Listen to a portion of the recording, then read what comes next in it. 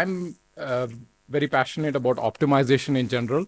So everything about optimization, whether it's performance or cost and so on, and in all domains. So that's how this project was started, and I'll take you through some of the things that we have, and hopefully, that's something that will be useful to you as well. So before I get into this, how many of you here use Kubernetes? Okay, so how many of you are in a SRE or an ops kind of a role? Okay, so how many of you here have run into the problem of right-sizing containers? Okay, few hands. Okay, so yeah, so the life of an SRE is something like this, where you're pulled in many different directions, right? So on the users, on the one hand, they want things to go faster and better user experience. Finance will say, I can't give you any more hardware resources. This is the max, and the developers are always giving you options. Like, you can tune this, you can do that, and so on. But SRE is the person that actually needs to pull all of these things together, or DevOps in these days as well. Also in the context of AI, I know that AI is the big thing now. You'll find that one of the things that really gets hidden in all of the hype is that cost is such an inhibiting factor to the adoption of AI. I mean, you can do a little bit of, have a data scientist look at a few models and train a few models and things like that. But if you want to really productize it and push it to production, there's a huge amount of cost involved. So if you look at, GPU costs and things like that, for example, GPT-3 capable kind of a AWS configuration is about $33 an hour. So let's say that a data scientist provisions a cluster that has a few of these and lets it idle over the weekend, right? Saturday, Sunday, you count the cost, it's $1,600 for the 48 hours. And so basically you just threw, $1,600 over the weekend. That's how it is. So this is the context where we were looking at how to make better use of the resources. And so that's how this project was born. The first thing that we looked at was a slightly more complex problem. So if you have, that's the diagram on the left over there, where you have a complex application that has many microservices that connects to the database all the way down below. And the users of this particular service are having, let's say, a bad response time. So you as an SRE or a developer wants to solve this problem of trying to reduce the response time to the end user. So you need to fix all of the microservices along this path to make that happen, including the database. So you need to tune the whole path. So how do you do this? I mean, it's a very difficult problem to solve. So for example, let's say a few of these services, they could be written in Golang, Java, and so on. Now, every one of them has their own set of tunables. Java, for example, has a ton of variables, tunables that can be fiddled around with. But nobody even tries to touch them, because who knows what will happen if you try to tune them. So that's the complexity over there. So what we did was to look at what is called as hyperparameter optimization, which is one of the things that that are part of the HPO is Bayesian. So it's an algorithm. Some of you might be aware of it. What that does is that you feed in a given objective that you want to either maximize or minimize, and you give it a bunch of tunables, saying that, okay, these are the tunables, these are the ranges within which they operate. This is called as the search space. Give me a configuration that gives me the best result for this particular performance objective.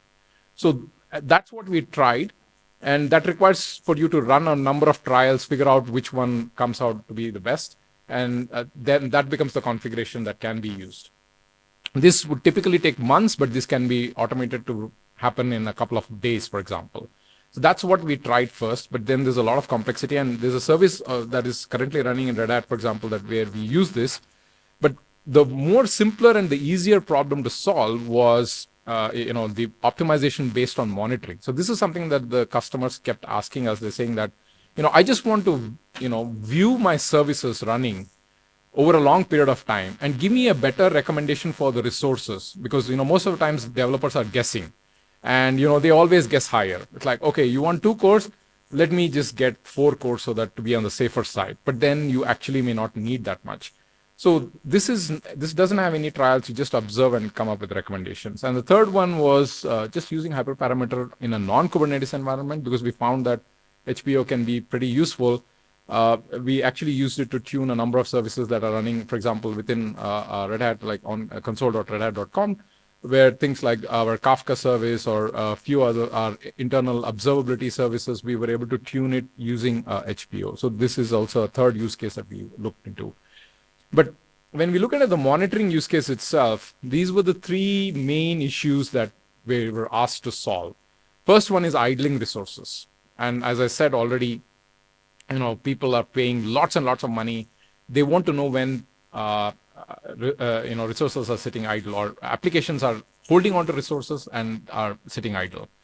Second one is the over-provisioning case, where, as I said, so developers will ask for more than what they need. And the third one is where they have set nothing. So this happens as well, where you might have forgotten to set request and limit in your Kubernetes, and you have under provisioning or no provisioning. So this is how the Kruize architecture looks like in the monitoring case, where we install Kruize and it sits in the same cluster. The operator and we have a UI as well. And the Kruize pods are connected to the metrics provider, Prometheus in this case. So as soon as you install, it'll try to connect to Prometheus, and then it can get all the metrics of the application pods, and then you can ask it to say, okay, I want you to tell me what is the recommendation for this container, and it'll give you a recommendation for that. That's what we will see now. So I have a small demo here.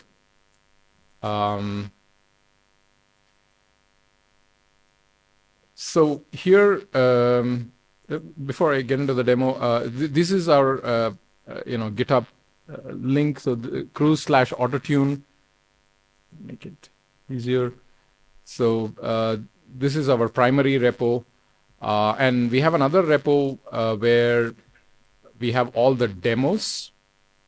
So this is github.com/Kruize/Kruize-demos, and I'll be running this local monitoring experiment. You can run it as well. It runs also on Minikube, for example.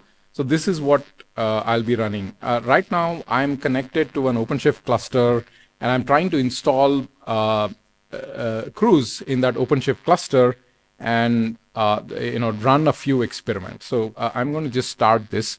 So here you'll see that, okay, this one is, so it was previously running, so it stopped that and it's doing a fresh installation. So while this is running, I'll just go through what exactly we are trying to do out here. So the first thing is that we are installing Kruize and the UI, and we will, and so this one will then try to connect to Prometheus. So how is it that it's able to connect to Prometheus? So you need to specify that. So there is, in our deployment YAMLs, we have this data source here. So data source is where you specify that, okay, I'm trying to connect to Prometheus, and this is the URL where it's available. It's pretty much fixed for OpenShift. For your use case, in your case, it might be slightly different, but you need to figure out what the URL is where you can connect to Prometheus and provide it out here. I also have a few role bindings that have been done to enable Kruize to talk to your Prometheus. Like, for example, if Prometheus is installed in a different namespace, then you need to provide access to Kruize to be able to talk to that, access that particular namespace. So if you do that, the Kruize is able to connect to Prometheus. And so now what's happening out here is that it will then connect to Prometheus and then get a dump of all of the metadata from within Prometheus. So it looks something like this, where we have, so this is the cluster, and it's just access that cluster, and these are all the namespaces that are there in the cluster. And every namespace, so if you pick, for example, kube system, okay, there's nothing here, it's the wrong one. Let's just pick. So it will have all of the workloads, and within the workload, the containers associated with that workload and things like that. So it's grabbed information about every pod and container that's running in that particular namespace. In that particular cluster. So, and then what it tries to do is that I'm in this script. Basically what I'm trying to do is to create a couple of experiments. So what are these experiments? So these are. So this is how a Kruize experiment looks like. It's this JSON. So what I'm trying to tell Kruize is that I want to monitor this particular deployment, TFB QRH sample. So this is a Tech Empower benchmark that I'm running, and with this container name and so on, and it's running in the namespace default. Data source that I want to connect to is Prometheus 1, which we saw that we are already connected to that. And we are using something called as a performance profile, which has basically information about all the queries that I can use. So if you look at, so these are the queries that it uses to grab the data from Prometheus. So for example, CPU request. Have you set CPU request? Have you set CPU limit and CPU usage?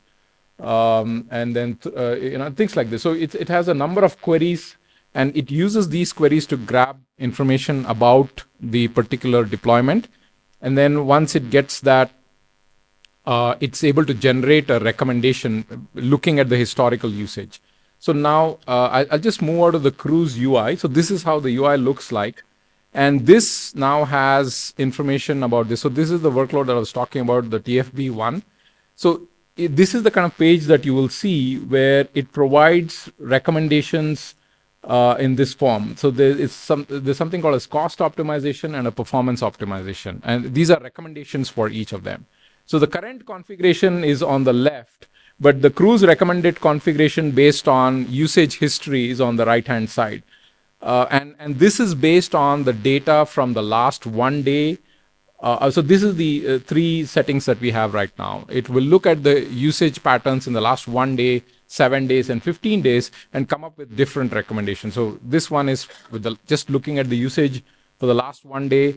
This one is using the last 7 days of data, and this one is with 15 days of data. So the recommendations change based on the actual usage patterns. So now you might have the same service running in production, but as well as in a dev QA cluster. You don't want to give the same resources to it in a dev QA cluster because you don't really need it unless you're doing a performance test. So that's why we have this cost optimization and performance optimization. If you want to optimize for cost, it will look at usage and give you the 60th percentile and say, okay, you just need maybe just the 60th percentile. And so that's why you're seeing the recommendations here, which are lower. But if I move to the performance optimizations, these configurations are slightly higher because it's looking at the 98th percentile of the usage pattern, according to the history of usage of that particular service. So this is what we have, if you look at this particular script that I ran, which generated this data, it takes about 3.5 minutes for it to install Kruize into the cluster, add that experiment, and then generate a recommendation. So of course you have to first set that configuration in terms of the URL and things like that. But once you do that, it takes you less than 5 minutes to get a recommendation for any of the containers that you are interested in.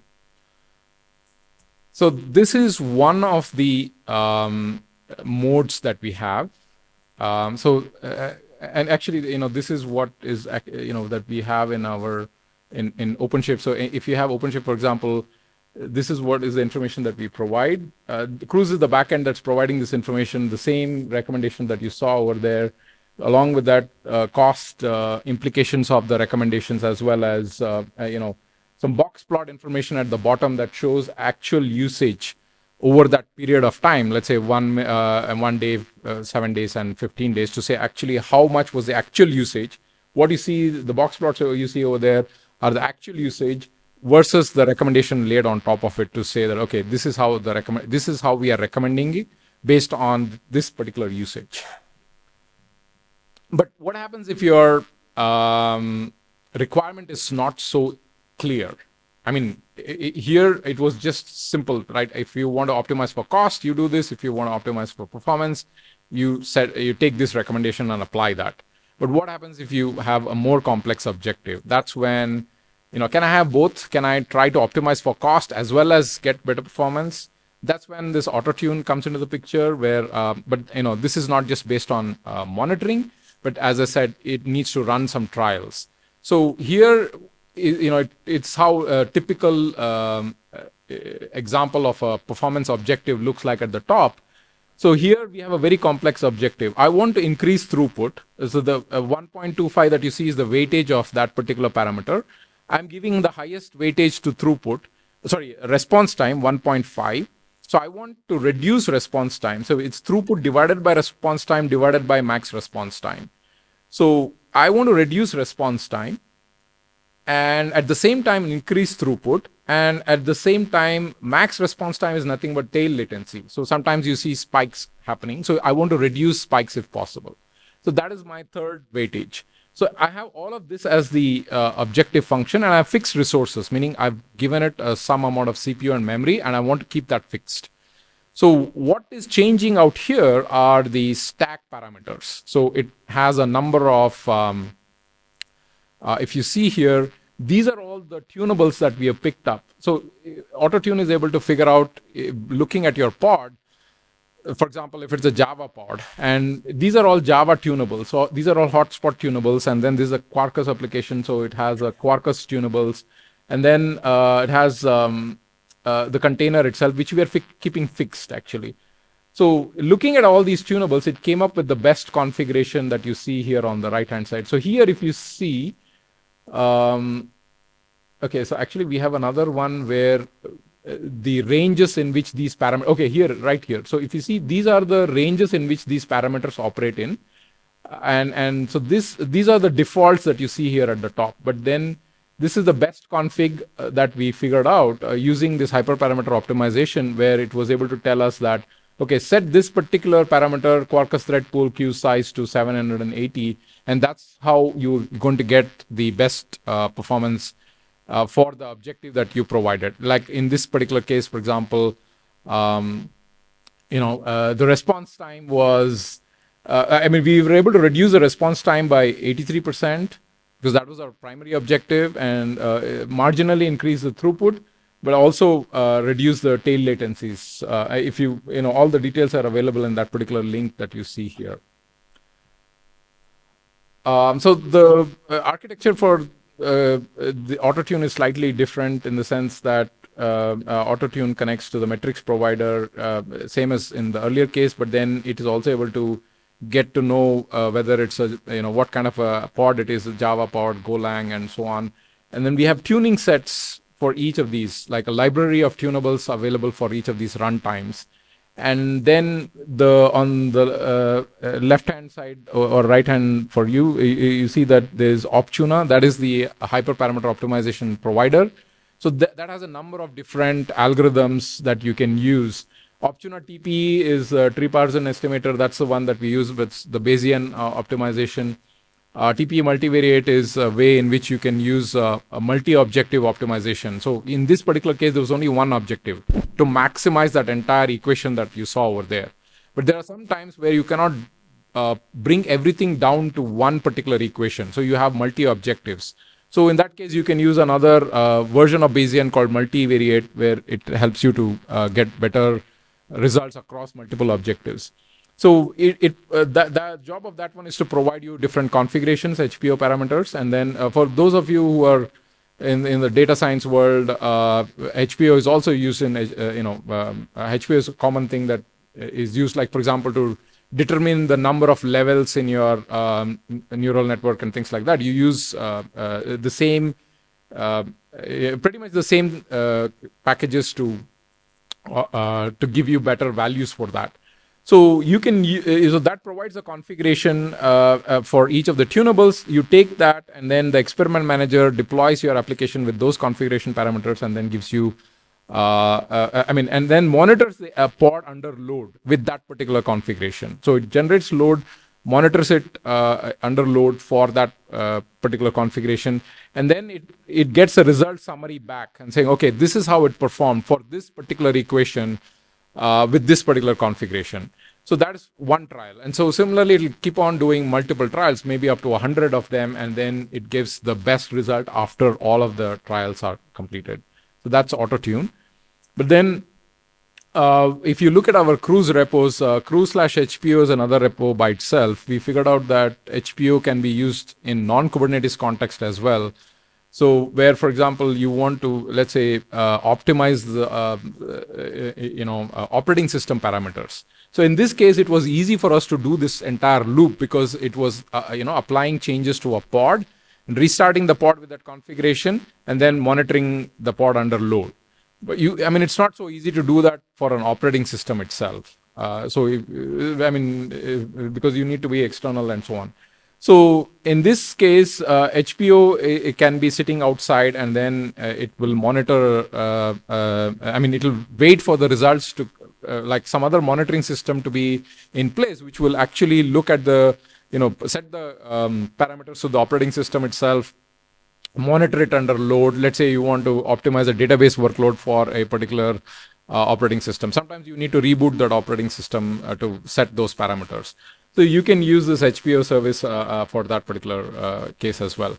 Interestingly, what happened was that that's a YouTube video where our Quarkus team actually used this to figure out a long-standing bug. So when the hyperparameter optimization was used, it gave a configuration in which one of the key Quarkus parameters was flipped. So default is, for example, true all the time. It says there's a C2 compiler of Quarkus.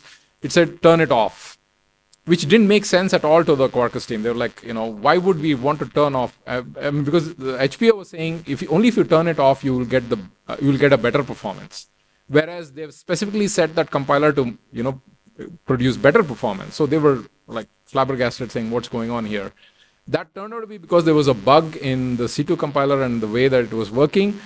But HPO doesn't care. It doesn't have any preconceived notions about what these variables are. It just tries out everything and then gives you whatever is the best result. So because of that, they were able to figure it out, and they talk about that in this particular video here as well.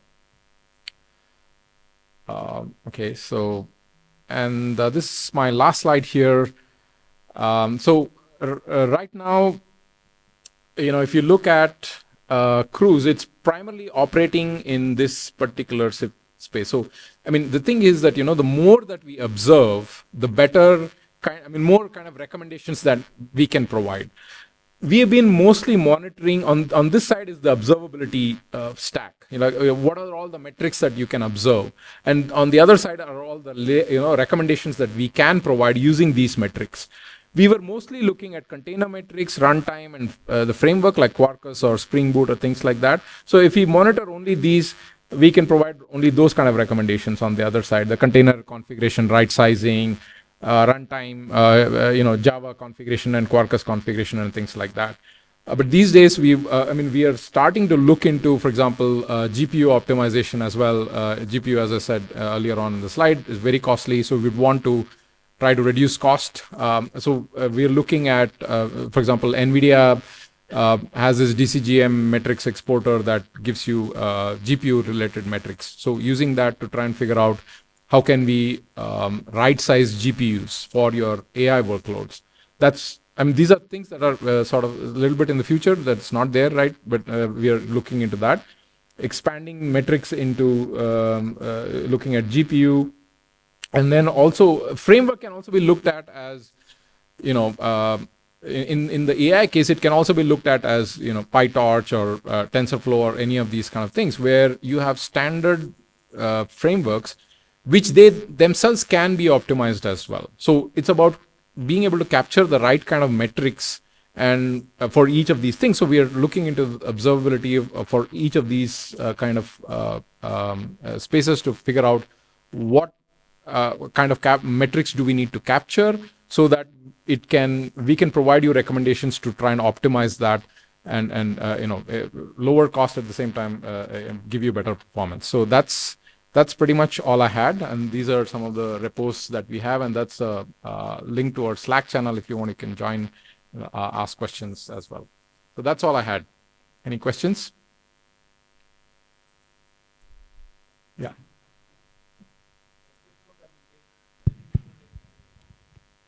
Yeah, right now it's only Prometheus. So the question was, do we support any other metric providers? Prometheus is the only one. OpenTelemetry is the same as Prometheus, so that is supported as well. But we have an abstraction for a metric provider. Prometheus is an implementation. So if you want to add other ones, you should be, you can implement those particular APIs, and it should be able to work for you as well. Currently, we are using KubeCost and Goldilocks for recommendation. I mean, what exactly does Kruize offers apart from what KubeCost and Goldilocks offer? I think I'm not very sure about what Goldilocks does. It is the recommendation. It provides recommendations based on the utilization usage. Okay. Yeah. I mean, I think as I said, we are, this is the space that we are wanting to operate. It's not just container recommendations, even though that's what we started off with.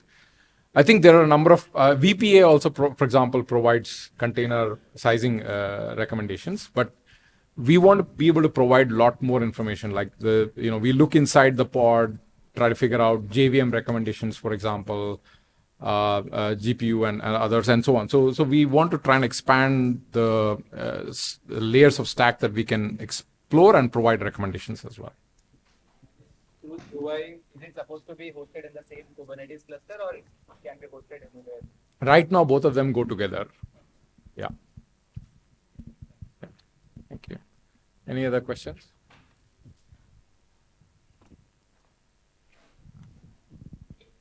Okay. Yeah. Thank you.